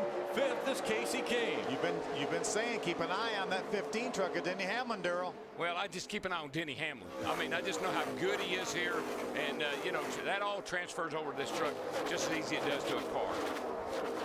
Denny Hamlin, one of the few that have been going down lower on the racetrack. Elliott Sadler stayed up a little higher. That is in turn number 3. Now we see him 2, 3, and 4 wide as they get ready for turn number 1. Ricky Carmichael, that monster Chevrolet, goes all the way to the bottom. See where they land when they get down to 1 here. Got to have some room to slide up when you're on the bottom there. That's the only problem. Hit those bumps. Thing bounces around a little bit.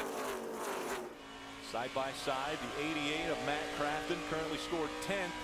Timothy Peters 11th. Lofton is 12th. But look at this, 2 and 3 wide as they get ready for the tunnel turn. You don't go across there 3 wide, I promise you. 2 wide's a challenge, isn't it, You got that right. Out in front, it's still Todd Bodine trying to hold off the 15 of Denny Hamlin. Hamlin with a run. Here he comes on the bottom. Oh, it gets a little loose on him. He's trying to hang on to it and hang on to second. Slid right up in front of Elliott there. The thing about the Cup drivers, they will kind of help each other a little bit because they're not racing for points so much as they're racing for glory. But they don't want to wreck one of your buddies in this race. Todd Bodine, again, that snake action down the front stretch, trying to get any advantage away from the guys behind him. I'm going to tell you, Todd's going to have his hands full with Denny Hamlin and Elliott Sadler. Those trucks are so good right now. There's a battle between teammates. Justin Lofton in the 7, Timothy Peters in the 17. That's a battle for the 10th position right there. Yeah, these 3 guys right here have separated themselves quite a bit from Casey Kane. There's the lead. Denny Hamlin has it from Todd Bodine. That doesn't surprise me one bit, and I don't think it probably surprised Todd Bodine very much either. It'll be 10 laps to go when he gets back to the stripe. 10 laps for Denny Hamlin to stay out front. And I don't know what happened to the 18 here, but all of a sudden he's just kind of fallen off the pace, although he looks like he might be able to suck he and Dillon back up here. Yeah, just got back by the 3 of Austin Dillon to take over the 4th position. Now Elliott Sadler emerges in the 2nd spot with Todd Bodine all over the back of him. Man, they're bump drafting down the front, and look what it does. I think Elliott said, no, thank you. I don't need that help. Trying to move out of the way of the 30, and the 30, what a run he has. Battling the 15 again for the top spot, but they're side by side for second behind him. And Casey Kane in the 18 is loving this. Watch now, look at him back. Look at the run he's going to get here with these 2 trucks running side by side. Casey Kane all the way to the bottom of the racetrack. He'll try to take second away from both Elliott Sadler and Todd Bodine. He should have the advantage getting into the tunnel, and he does. And here comes little Dillon back there. Oh, he gets into the 30. The 30 is sideways. Can he save it? Into the grass he goes, and the caution. Oh, the brake, got him coming at you. Caution's not out yet. We see the yellow on the top of the screen. It is out. Yellow's out here. Yellow's out. He's going to have to come to you with damage. The caution came out. Todd Bodine was on the outside. Austin Dillon forcing the issue, got inside of the 30 and made contact. Austin wanted to follow the 18 through, and the 30 wasn't going to have any part. It wasn't going to hear to that. Made a little contact. I don't think we have any flat. As strong as that 30 was on the restart, was able to get out front. Check out the lead balance, laps.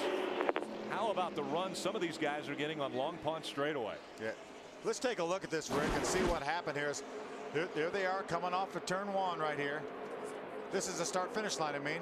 Yeah, this is the lap before when they get this. This is Todd really getting into the back of the 2 truck of Elliott Sadler, pushing him, bump drafting him all the way down here to catch up with Denny Hamlin in the 15.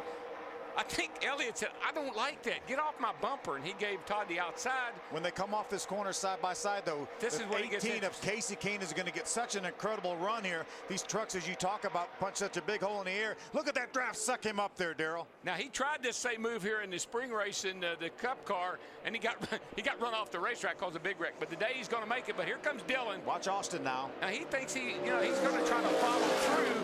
And Todd and he just made a little contact. Well, they were side by side at one time. It looked like Austin realized that Todd may be trying to come down. He tried to get out of the throttle to give Todd room, and unfortunately just clipped him. The world's greatest drivers enter that turn and make that same mistake. So it doesn't have anything to do with being a rookie, I can tell you. See, Austin is up about to the door, Todd. And he got his left sides off. He hit the curb, too, and it shot him up just a little wee bit. But he was being squeezed down by the 30, so I don't know. That's the nature of that corner. It looks like Todd doesn't have any damage. I watched the splitter. and it looks like he did not have any damage to the splitter.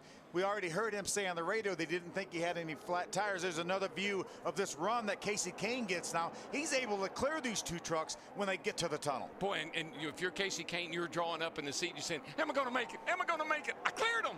And Austin knows that the 30 truck is on the outside. I don't think he had any idea that Todd was going to try to get back in behind and pull down to the inside. Yep, Todd Bodine looked like he wanted to get in behind Elliott Sadler after they had gone through that turn. Yeah, right now Todd is probably just a little wee bit frustrated that the 18 is going to get this run down into the corner here. See, when Austin makes that run there, yeah, the 30s is on the outside of the two. Way on the outside. Let's go to Adam Alexander. And the 30 of Todd Bodine did come down pit road. They would have come earlier, but the pit lane was not open immediately after the caution was thrown. He will get 4 tires here. And the thing you have to talk about with Bodine leading this race with 10 or so laps to go, now the point leader going to have to rally late. It's going to be a tough chore for driver number 30. Well, anybody, he's 177 points ahead of second place. If you're going to make a run at him, he's got to lose some points. And he's got to lose a lot of points, and that may just happen today. And right now he's still on the lead lap. We have being scored on our monitor here 26 on the lead lap. We've got Aaron's giving Brett Butler a lap back. So how appropriate 47. is that? Absolutely. They give a lot of laps away. It's incredible. That will make it 27 trucks on the lead lap. Now Todd Bodine obviously coming onto pit road. He will have a very formidable challenge in front of him to try to get back up to the front. Even after leading laps here at Pocono, our point leader has problems, gets turned around, and now the battle to get a good points finish here at Pocono for Todd Bodine. Looking for the latest stats and results from the track? Stay informed and make your best fantasy picks for Speed Fantasy Racing using Speed's comprehensive NASCAR stats for the latest practice and qualifying reports, race results, and driver standings. Get more at the NASCAR section of Speed.com. Todd Bodine went through the grass just moments ago to bring out our 4th caution of the day.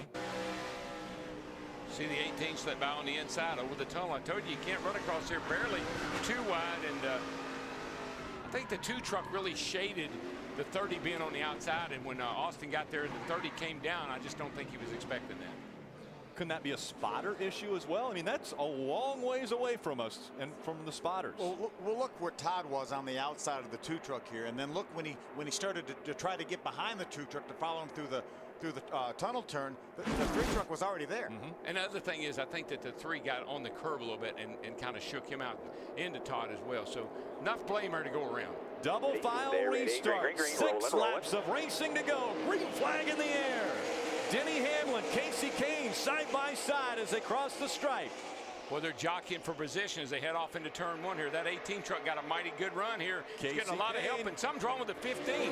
Casey Kane leading, and here comes Austin Dillon. He's to the inside for second, trying to take it away. Denny Hamlin up into the wall. Austin Dillon got into the inside of him, and Hamlin goes into the wall in turn 1. Look at him, 4 and 5 wide now.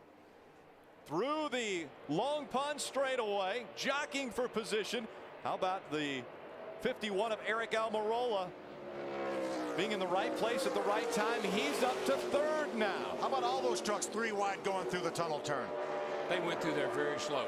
That's all I can tell you. 3 wide now as they get ready to go into turn 3. Remember that 81 on the inside? David Starr has a little bit fresher tires than some of these guys do. I think that's obviously going to be an advantage for him. What are they on the outside? They battle for position. Trouble. Oh, turns around. That's the 21 of Donnie Leah. Big damage on that white truck back there. Truck's going down pit road. That's Hamlin. Hamlin goes down pit road. That was a 64 of Chase Mattioli that made contact with Donnie Leah. Big time. I mean, both trucks pretty torn up. 5th caution of the day. Man, it never fails. You get down inside of 10 laps in any of these races, truck, Nationwide, Cup. Look at a lot of carnage. Look at the damage on Denny Hamlin's 15 Oh yeah, truck. he hit the wall hard over there off turn 1. Let's see what happened to Austin Dillon. I never was real sure what caused this. Austin just went to the outside here. Did he get loose and chase it up the hill? Oh no. Or did they just get together a little bit? I think they just made contact, and the truck on the inside, the 3 truck, got loose and got into Hamlin. Tough break for Denny Hamlin. Had such a great truck, ran up in the top 3 or 4 positions this entire race. See a little bit of damage to the right side of Austin Dillon's truck. He's going to running beside of Ron Hornaday right now. See the 21 on pit road now. That's Donnie Leah. Take a look. This is turn 3. Leah gets sideways. He gets sideways. Look at Todd Bodine just barely get by. Chase Mattioli with absolutely nowhere to go makes pretty significant contact. Yeah, Leah came down right in front of Chase Mattioli in his 64 and just nailed him. What a huge dodge that was for Todd Bodine, our point leader. Watch Todd now. That was him going right by the 21. The good for Todd Bodine, these late cautions, you know, he's got 4 tires, and we've already seen what that did for David Starr in 81. Don't count old Todd out. Todd right now is being shown in the 17th position. Big hit there. Chase Mattioli getting into the side of Donnie Leah. But the other thing is, boys, we're running out of laps. We're on lap 46 here. Right along with Todd Bodine.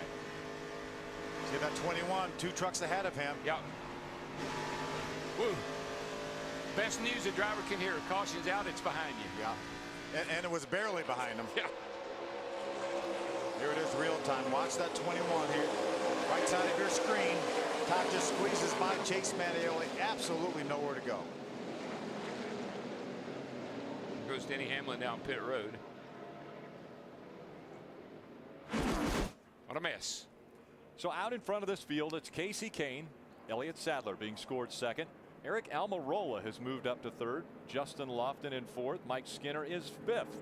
After talking about how he didn't think he had a very good truck today. Well, even Matt Crafton, well, he's been back there in the, you know, outside the top 10. Here he is running in the 6th spot.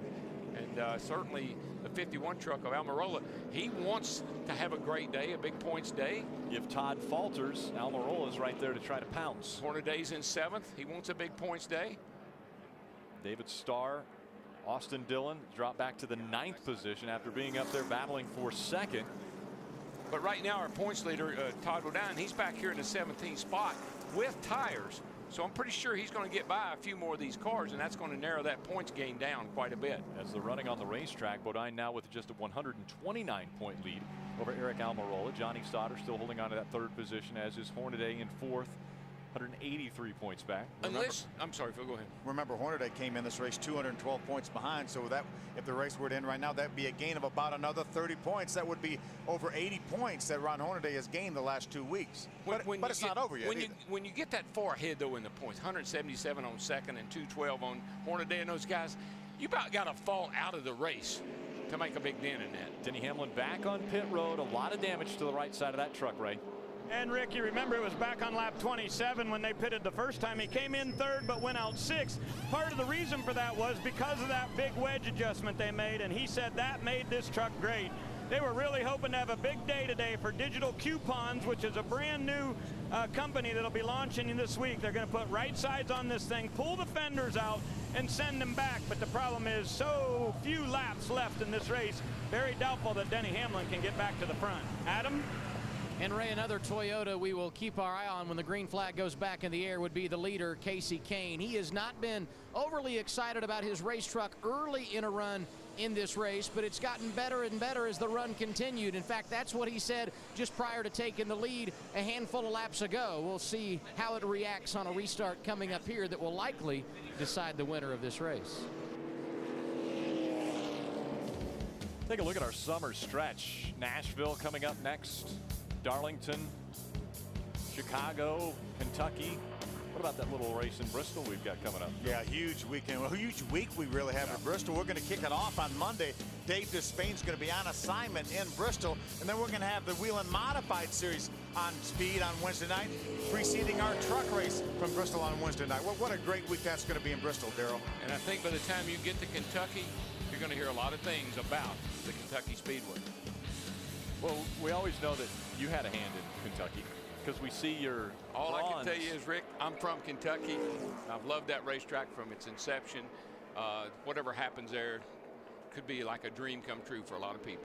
There's a statue of you at that racetrack. Yeah, they're going to take bronze, it. right? They're going to take it down, though. Are they? And give it to me. Oh, well, that's good. That's good. Now, what are you going to do with a statue of yourself? I just take it home and put it in the front yard. Stevie, I'm home all the time. How about a green-white checker finish here for our first race ever? First ever green-white checker here. Imagine that.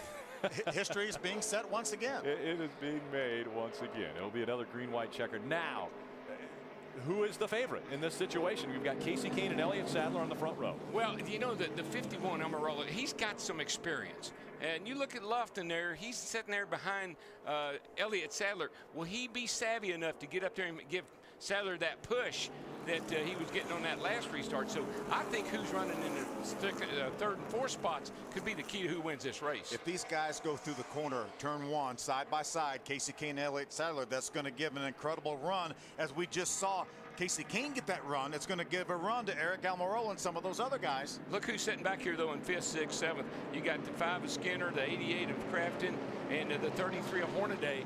They'll go 3 wide anywhere. Anytime, anywhere. Anytime. Remember, David Starr has a few laps less on his tires than these other guys do, and he's in 8th. Well, Saturday, August 14th, be at Darlington Raceway when the tough trucks of NASCAR take on the track Too Tough to Tame. Purchase a specially priced Speed Open Garage ticket package and go inside the NASCAR Camping World Truck Series garage. Visit speed.com, keyword promo to purchase your Speed Open Garage ticket package today. You know, the last time we were at Darlington, who won that truck race? That would have been Casey Kane. Yeah, the guy right there in that 18 truck. And again, Casey Kane trying to make it a perfect record at every racetrack he's gone. Nobody else has ever won their first 2 starts. Casey's done that. He could make this record that no one will ever achieve. And you got the 18 over here with Rick Wren. And where was Rick Wren last year? Well, he was with that 33 team. Yeah, with that 33 team. Who was the champion, I believe. Kevin Harvick and Kevin Harvick Incorporated. Here they come. Green flag back out for our green-white checkered from Man, Pocono. that's a drag race right there. Look at that. Look at the run for the 51. Look at the run. I'm telling you. The 18 drops back. Laughlin is doing exactly what I didn't know if he had the savvy to do, but he's doing it. He pushed the 2 out front. Now they go through turn number 1. They're 3 wide. Can Eric Almirola hold it down on the bottom of the racetrack? Oh, Hornaday got some contact and got loose. Several trucks getting by him. 3 and 4 wide down Long Pond straightaway, all chasing the 2 of Elliott Sadler. And I tell you, a guy that's tucked in there, that's the 30 truck, is right up in the middle of that wad right there, and he's coming forward. 3 wide through the tunnel. And Hornaday sideways in the tunnel turn. All behind, you got it. Nobody hits him as he slides into the grass, and he makes contact with the inside wall. Caution out. We will try it again. Hornaday. Extensive damage to that truck. Looked like he got some contact from the 13 of Johnny Sauter. Started in turn 1, didn't it, Phil? Yeah. I mean, when he got in a little bit of trouble down there, lost some spots. He had some contact over in turn number 1. He lost several positions. By the time they got to the tunnel, they were 2 and 3 wide there. Hornaday obviously will make his way to pit road if he can get to pit road. We have 27 trucks on the lead lap.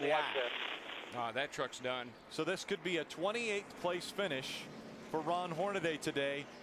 Something that he just could not have happen at this time in the season. And Todd Bordine's up to 11th now.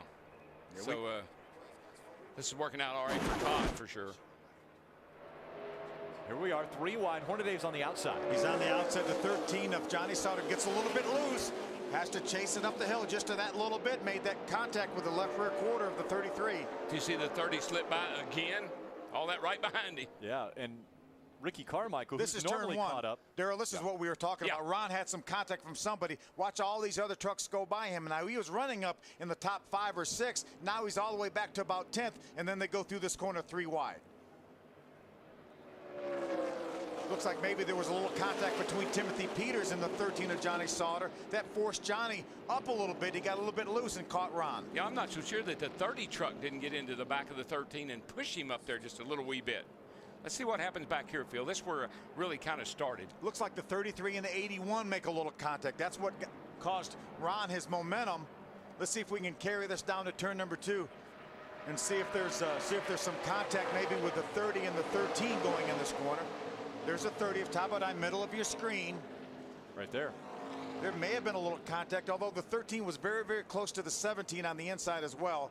These guys do a terrific job avoiding Ron Hornaday as he spins through the traffic. Looked like a bunch of bowling pins to me. Yeah. Everybody was bouncing off of somebody. There was the contact, got the 33 sideways. And then amazingly enough, everyone able to avoid Ron as he cut across the track.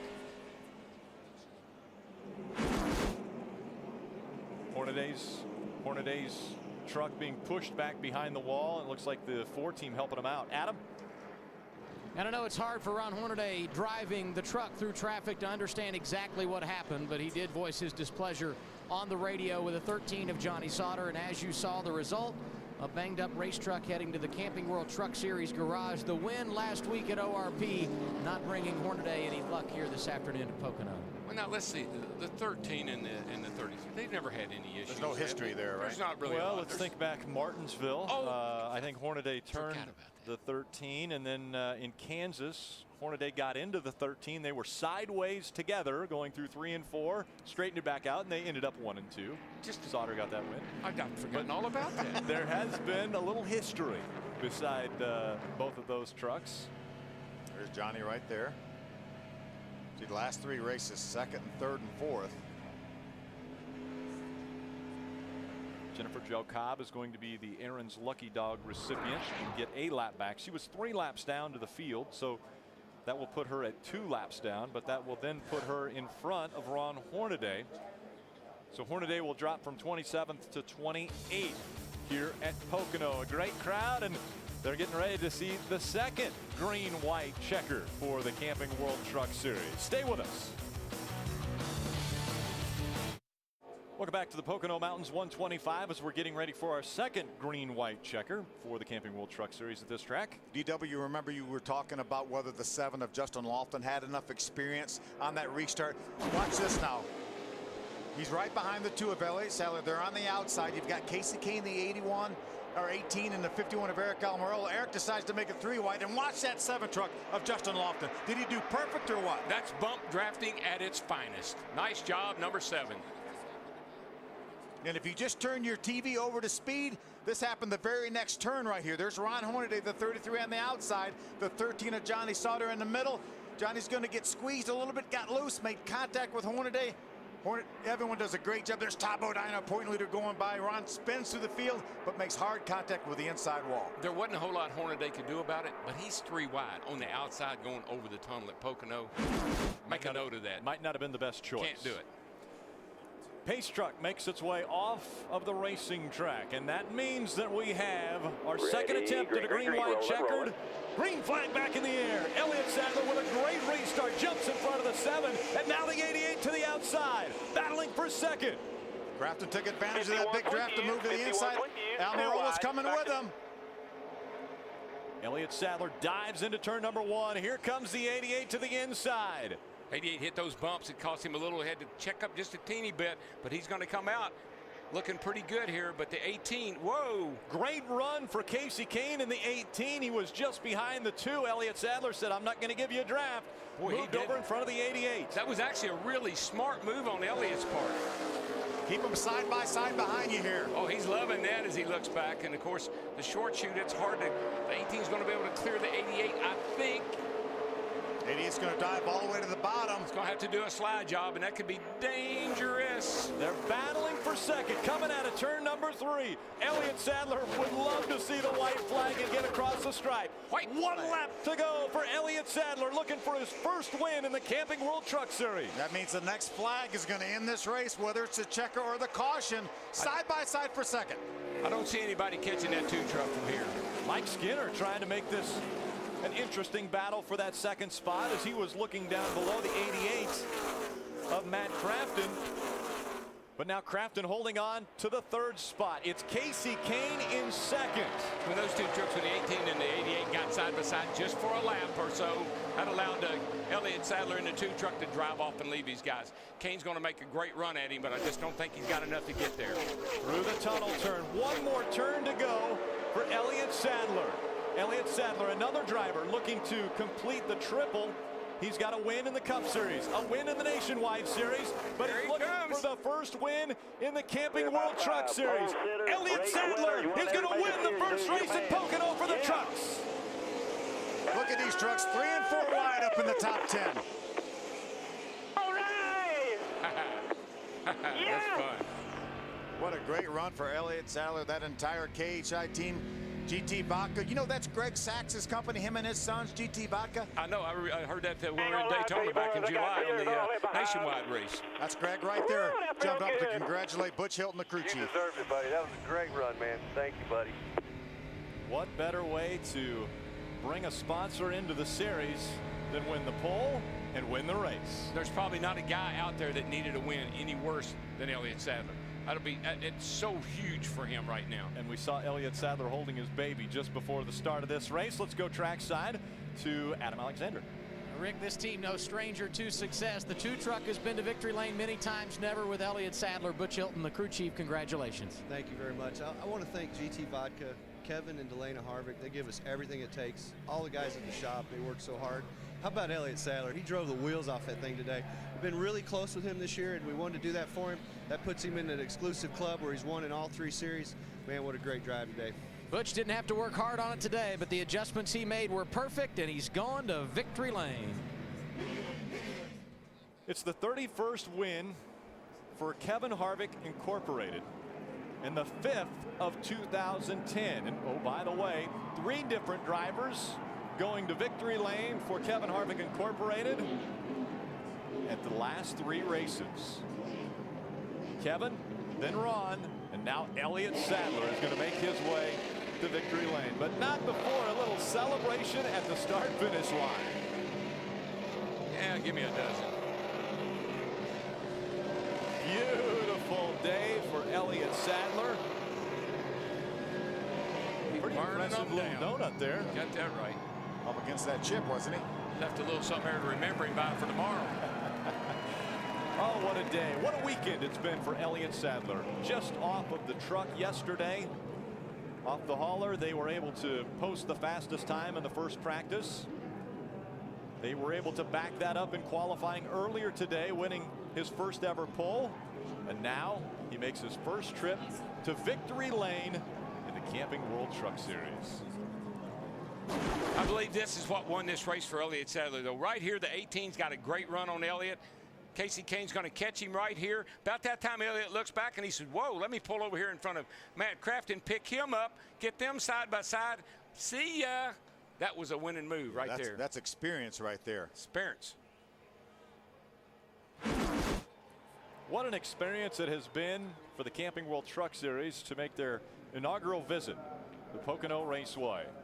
Hey, and Casey Kane is no longer perfect. He was pretty darn close. Casey Kane finished 2nd in this one. Not a bad average in 3 races. Pretty good average. We'll be back to hear from our winner. Stay with us. Camping World Truck Series on Speed is brought to you by Camping World. The Camping World Destination Recreation Sweepstakes is back and better than ever. Camping World is offering more prizes and more chances to win. Visit campingworld.com and enter.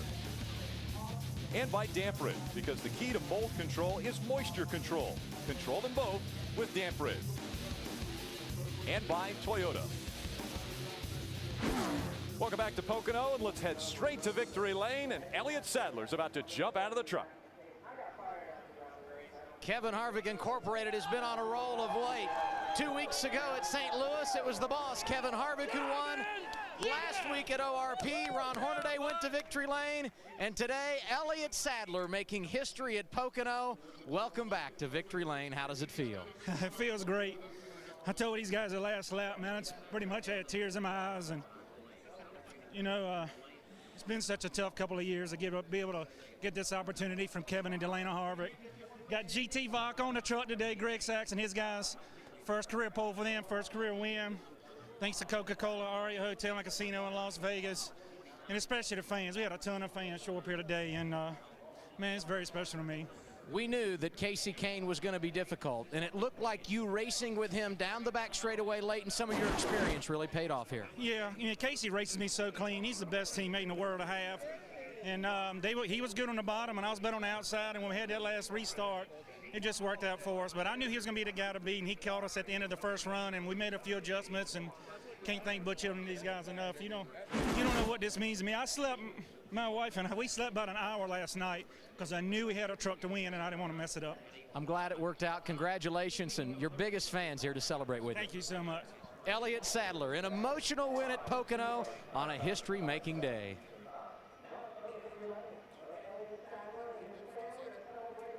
Well, we knew it was going to be a sprint race and lots of action. How was it from behind the wheel of the 18 truck?